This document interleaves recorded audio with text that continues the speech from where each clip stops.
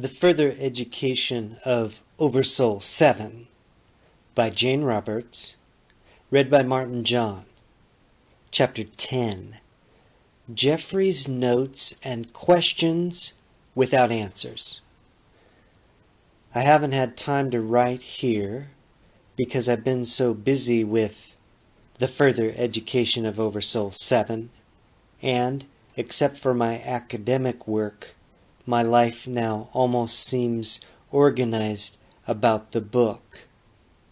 In my sleep, sometimes part of a chapter will suddenly awaken me, so I've been taking to keeping a notebook by the bedside. Otherwise, the writing takes me about 3 hours a night. I sit down, the words and sense of exhilaration come, some part of me gets carried away by what is being written, and all sense of time vanishes. Of course, I've told no one what I'm doing. The fact is that I don't know what odd venture this is that I've embarked upon. I'm certainly not writing education in usual terms. I have no idea what is going to happen next to the characters. For that matter, I have no idea where the words themselves are coming from. The concepts involved are hardly to be taken seriously, but as fantasy, I suppose they're acceptable enough. In any case, this certainly involves me in the oddest behavior, and so I've decided to study everything that happens as closely as possible. My sanity does not seem threatened as I first suspected. Nothing else in my life has altered. So far, Jeffrey boy, I reminded myself. Well, to be more honest, nothing in my exterior situation has changed. I do have the impression that my dreams are different than they used to be, more numerous perhaps, and colorful. I haven't remembered any dreams, however, though, as mentioned, I have awakened with portions of this manuscript suddenly just here, as if freshly minted. I try to look at the script objectively and then work backward, trying to figure out what kind of person would ordinarily write this kind of book. And I'm as far from being that kind of person as anyone I know. Or is the unconscious that playful and creative? That is, could the manuscript be the result of my own unconscious productivity? I can't really accept such a thesis, since I'm not at all convinced that the unconscious operates in such a manner. I've always thought of it as containing the suppressed, primitive, unsavory aspects of the self that, quite rightly, we've been conditioned to repress. The conditioning process, everything must return to that basis, and somewhere in that framework there must be an answer to my current experience. Yet nothing in my own background seems to present an adequate explanation. I am trying a small experiment. A few days before the manuscript began, I'd started taking vitamin C. Surely I see no connections.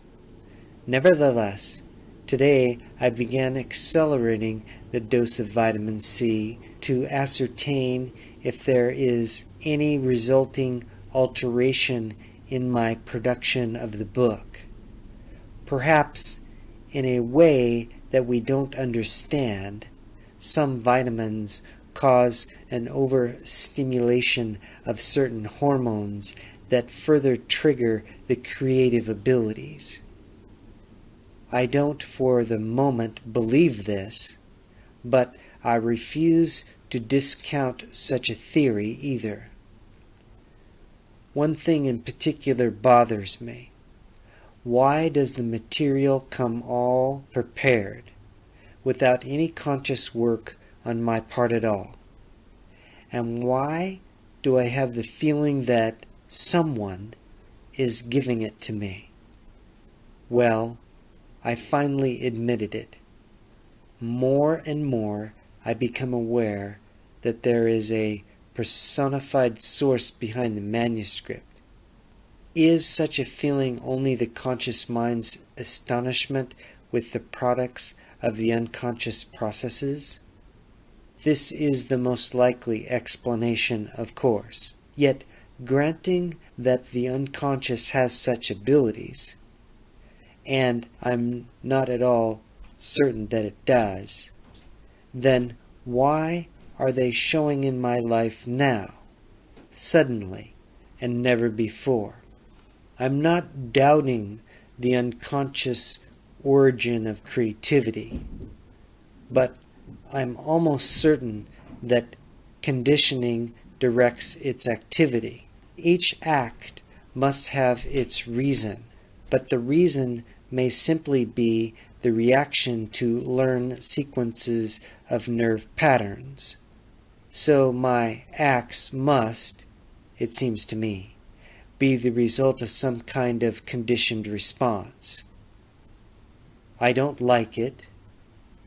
We had a cat when I was a boy. He came without being called when he heard the noise of the can opener. He was conditioned. He knew that the sound of the can opener, when it wasn't family meal time, meant food for him, because we never fed him when we ate. Then, what conditions me to sit down and get that book each evening after a full day of teaching? What element out of my past is wielding that can opener? And what kinds of learning processes are taking place? Ridiculous rubbish, the last paragraph. Yet, granting the validity of conditioning and the learning aspects of behavior, there is no other alternative except that the answers to my experience lie in those directions. Thus far I have ignored the contents of the manuscript, being by nature more fascinated by process than by art. So the process of the book's production fascinates me, while the contents can be best judged by storytellers. Yet a few disquieting thoughts have come to me involving the book's scenes or characters, and, try as I will to dismiss them, they keep returning to my mind. For the record, I'll try to put these unfortunate musings in some kind of order.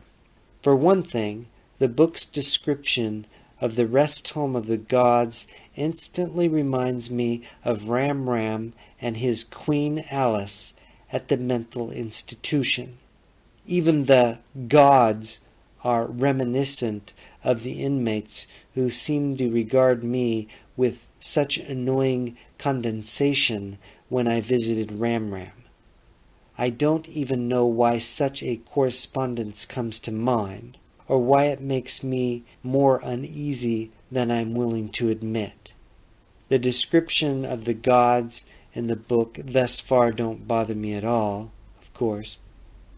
How can one get upset over the actions and conditions of mythic characters? I refuse to define my own position on the gods, or God, for that matter, in any religious terms at all. That is, the word atheist presupposes the existence of a God, if only in the minds of others. I myself believe in a chance universe and in Darwinian principles, and in that framework the idea of a god or gods cannot enter, though some evolutionists try to eat their cake and have it too by inserting a divinity who set the universe and evolution in motion. In any case, for all of those reasons, the descriptions of the gods do not offend me. Only the curious correspondence between their environment and Ramram's quite real institution. But, just lately, a new issue caught my attention, or riveted it, to be more accurate. So here I will record my uneasy feelings about the chapter just previous to these notes. For the first time, Will, the young man, was introduced in the classroom dream sequence. I felt almost unwelcome sense of identification with him. For one thing, I wrote the introductory passages, or rather, took them down just after tutoring a particularly difficult student. As I started my nightly writing stint, a small shock went through me to find that OverSoul 7 was also tutoring a student. I shrugged and went on taking down the words that came, as the manuscript has to date, as fast as I can type. It was a muggy evening. The window was open, letting in the late February heavy air. Below my windows, a few groups of students or professors and their wives went by, their footsteps coming up to me with a curious intensity, undoubtedly carried, I thought, by the humidity. Someone went to garbage cans and opened one. The lid, as it was slammed down on the ground, sounded so loud to me that I might have been standing beside it. It seemed as if the contents of my own mind were clattering. If I remember properly, I got goose pimples. At the same time, however, I was typing the dream class sequence, and my identification with the character Will grew quite insidiously.